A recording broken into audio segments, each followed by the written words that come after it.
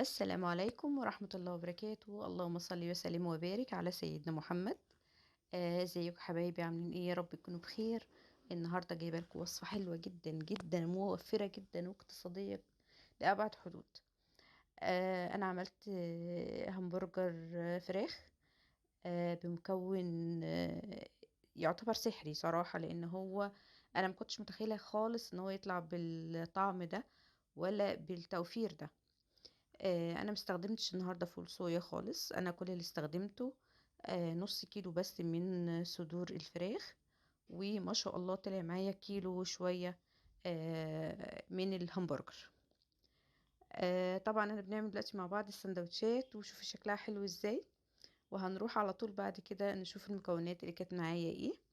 طريقتها سهلة خالص خالص وبسيطة ومكلفتنيش حاجة خالص، وما شاء الله عيلة كاملة اتغدت من النص كيلو البانيه اللي هي صدور الفراخ وكفت الحمد لله. اول حاجة معايا زي ما قلتلك، معايا نص كيلو من صدور الفراخ، ومعايا 8 كيلو اللي هو 125 جرام من دهون اللحمة.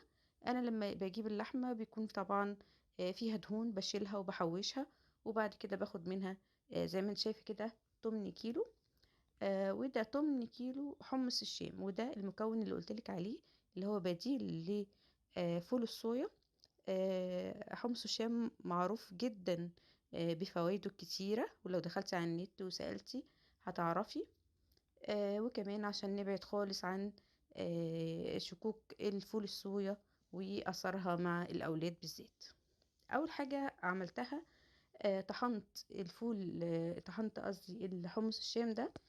كنت نقعته شوية، وبعد كده سلقته سوا كامل ودخلته الفريزر، لاني بعمل كمية وبشيل كل طمن كده لوحده عشان استخدمه في الاكلات يعني. المهم خرجته من الفريزر وفك شوية وطحنته زي ما انت شايفة كده في الكبة. وبعد كده اخدت بقى الدهون دي برضو طمن، 125 جرام. برضو طحنتها كده وفرمتها كويس جدا في الكبة. انا كمان معايا كيس من بهارات البرجر. دي حلوة قوي قوي، بتغنيني ان انا اشتري توابل كتير، هي بتبقى شاملة كل حاجة. هفضي بقى الدهون اللي فرمتها في بول عندي.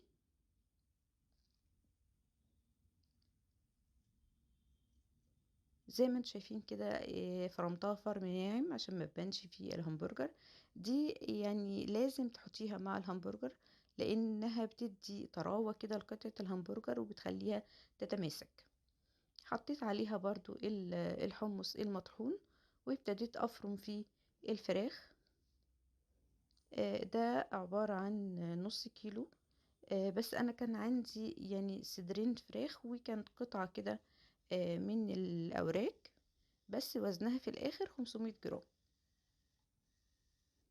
بطحنها برضو طحن ناعم كده. كلنا بنحب البرجر، واولادنا بيحبوه جدا وبيشتروه باسعار غالية. وكمان مش عارفين مكوناته ايه اللي بره.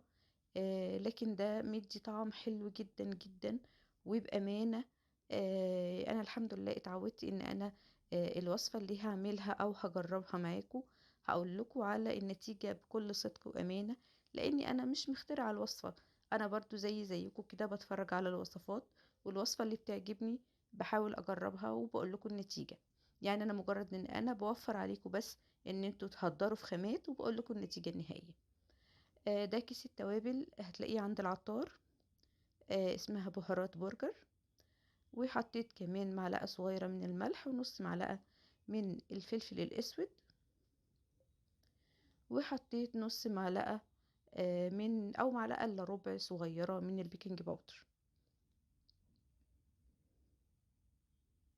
هنقلب بقى كل المكونات مع بعض. ودي بصلاية برضو في حدود 125 جرام، يعني برضو 8 كيلو يعتبر.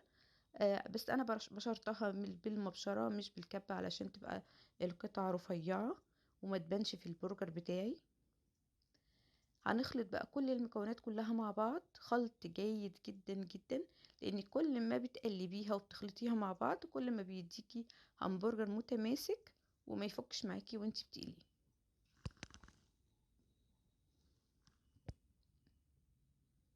تمام كده، هنا بوريكي ما شاء الله كيلو وشوية، كيلو و54 جرام. فطبعا حلو جدا جدا، من نص كيلو يطلع لنا كيلو بمكونات بسيطة خالص، وممكن تكون عندنا في البيت كمان. انا بعد ما خلطت الحاجة بايدي يعني حبيت كمان ان انا اكد الخلط، فاخدتها لفة كده سريعة بالكبة كمان مرة. قسمت بقى الخليط كله لكور كده يعني قد بعض. انا بصراحة عملتها على الميزان، دي كانت 70 جرام، كل كورة 70 جرام.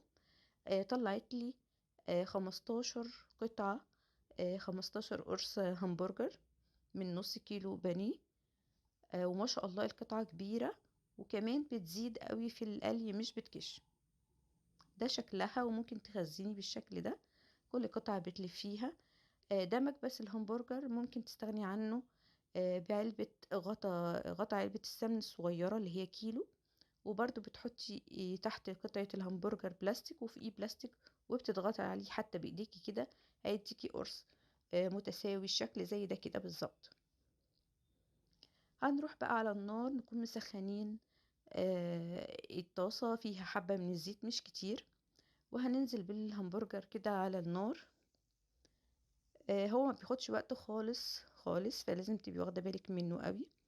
وبعدين وانتي بتحطيه في الطاسة برضو بالراحة عليه، لان هو العجينة بتاعته بتبقى طرية شوية، بس هو اول ما يشم النار بيشد جامد وبيبقى متماسك وحلو جدا.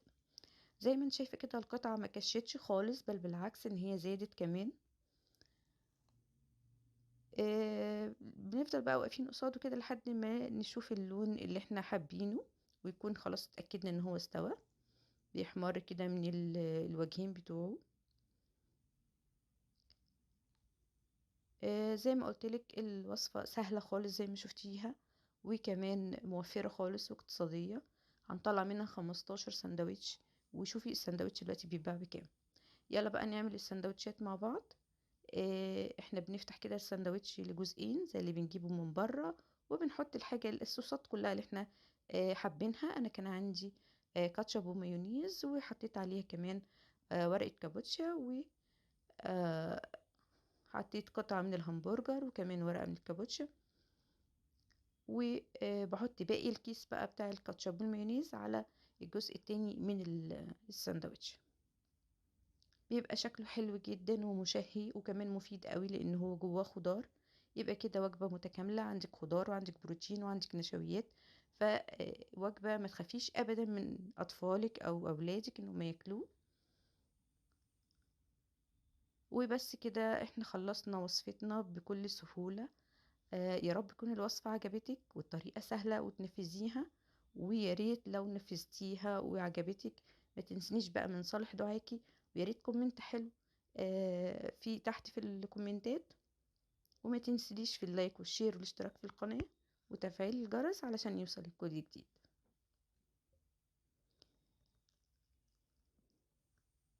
شكله تحفة ومشهي وطعمه تحفة تحفة، وأولادي عجبهم جدا جدا.